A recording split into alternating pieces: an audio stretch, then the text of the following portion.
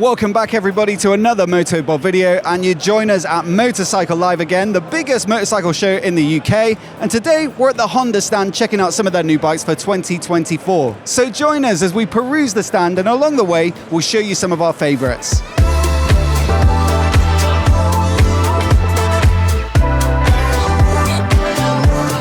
But before we get started, I just want to say a huge thanks to Flying Eyes for supporting the channel and sponsoring this video. If you wear glasses or sunglasses on the bike, then I'm sure you'll know too well that regular frames can become quite painful after an hour or two in the saddle. But Flying Eyes make these awesome specs that can eliminate the problem, which can become quite distracting. You see, Flying Eyes use a material called Resilamide, which is super flexible and strong, and so not only do they wrap around the contours of your head to reduce the amount of pressure, but also they make them pretty much a millimeter thick at the arms, which means they slide into your helmet with no problems at all. Plus, they've got a whole bunch of different styles and colors to suit all tastes, along with these brilliant clip-ons that mean you can switch between regular glasses and sunglasses without needing to remove your glasses or helmet. I absolutely love wearing mine both on and off the bike, and so I'd wholeheartedly recommend them. So do check out the link down in the description below to get yours, and you'll also find down there a code which gets you 10% off your order. So once again, a massive thanks to Flying Eyes for their support, and with that, let's get stuck into the bikes. Now we're going in price order ascending as usual, and so naturally we're starting with the mini bikes, and the main update for this year is with my personal favourite.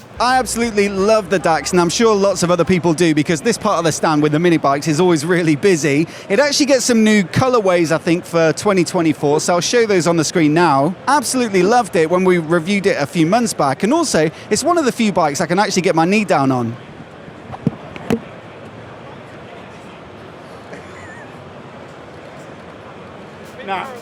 Now moving up through the range, we've got their 500 parallel twins, a few of which have had a fairly significant update for 2024. The CB500 has become the CB500 Hornet to pull the name in line with the other naked bikes in the Honda lineup, and starting at £6,199, you get the same fundamentals with the chassis and engine, and the same 47 horsepower peak power output. But there is a new traction control system, new fuel injection settings, an update to the styling with new LED light in front and rear, and a new 5-inch color TFT display. This includes phone connectivity, which opens up features like turn-by-turn nav, and they've also redesigned the switchgear to accommodate the extra functionality. So some neat little tweaks, especially if you like your tech, and you'll find pretty much the same changes to the CBR500R sports bike and the NX500 adventure style bike, which is the new name for the CB500X. Now sitting just above them in the lineup, we've got the 650s, so the CB650 Naked and the CBR650R sports bike, both powered by an inline-4 that makes just over 90 horsepower peak. And for me, it's a nice standout feature versus the other middleweights from other manufacturers, which pretty much all use parallel twins. And for 2024, we've got some new colors, new bodywork, and again, the 5-inch TFT display and new switchgear, which I guess are carried over from the 500s. So look, some nice little tweaks for the 650 bikes this year, but the big headline-grabbing change is that they're now both available with their brand new e-clutch system. Now, I've talked about this before on the channel, and some people seem to be a little bit confused in the comments. They say,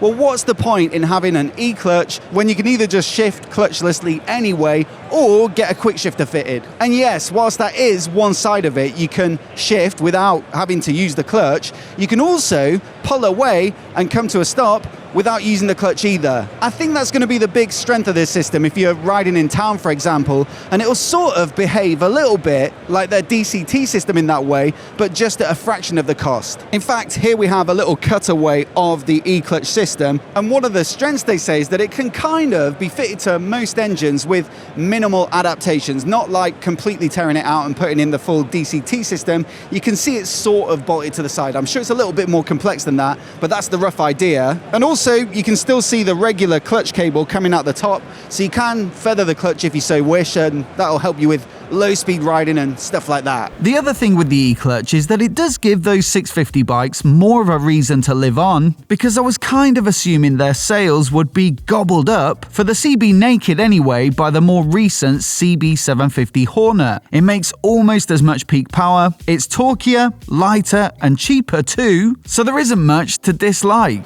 Now this bike, if you look at the sales data in the UK this year, it's been an absolute winner. It's been selling exceptionally well month in, month out, and that was partly down to the price. It was launched last year at £6,999. Now for a 90-odd horsepower bike with all the features that you get, it's pretty much unbeatable, and that's reflected in the demand, I guess. For 2024, it has gone up by 300 quid, so it's now 7,299, but I think when you look at the competition, it still looks like pretty decent value, and so I'd expect next year we'll still see plenty of these on the road. Also, it still comes in the yellow, which is my favourite colour for this bike. It's got to be yellow for a Hornet, and it really does pop versus the other colour options, which are a little bit less punchy. Now, if you fancy something a little more zippy, then the good news is that for next year, the CBR600RR is back. This supersport legend was discontinued in the UK and Europe a few years back, owing to increasingly strict emissions regulations, but in the meantime, it's been on sale in Asia with these more Fireblade-inspired looks, and for 2024, they've managed to clean it up and got it back on the market here. But thing is, while they were at it, they made plenty of significant tweaks, like more tech with the 6-axis inertial measurement unit and a TFT display, plenty of riding modes and rider aids, a standard fit quick shifter, new aerodynamics and winglets, tweaks to the riding position for a better tuck, and also some nice little details like longer fork legs to offer more adjustability in the geometry for track riding.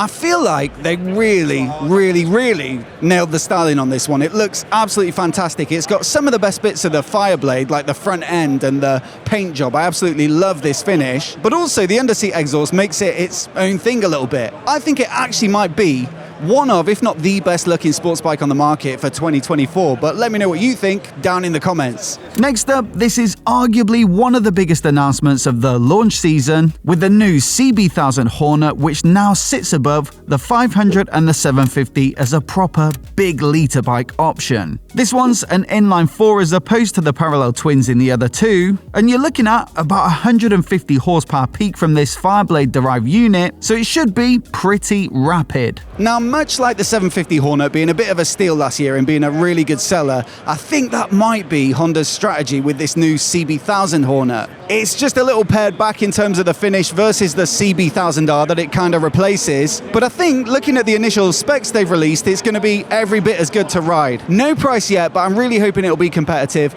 and I'm very much looking forward to trying one of these out when we get hold of a press bike. Now, another Honda that's really piqued my interest in terms of how it'll perform on the road is the new Africa Twin Adventure Sports. You see, of the two Africa Twin models, this is the more road and touring biased with a bigger fuel tank and more wind protection, and so for 2024 they've decided to lean further into that use case with a smaller 19-inch front wheel replacing the 21-incher on the previous gen, and a lower slung chassis with a bit less suspension travel and therefore a lower seat height. So yes, it will sacrifice a little bit of off-road ability, but I think for the majority of riders it should make for a better bike. Lots of new stuff to like on the Adventure Sports. The only thing I will say is that at least in the UK anyway, I think you can only buy it now with DCT and the electronic suspension package, and so I think that means that the starting price now for the Adventure Sports is over 17.5 grand. So this is firmly in that premium large capacity adventure market with the likes of the GS and the Tiger 1200 and the Multistrada V4. Although with the standard Africa Twin, I think that's starting at 13k. So if you are on a budget and you just want the basics of the good engine, good chassis, good abilities off-road,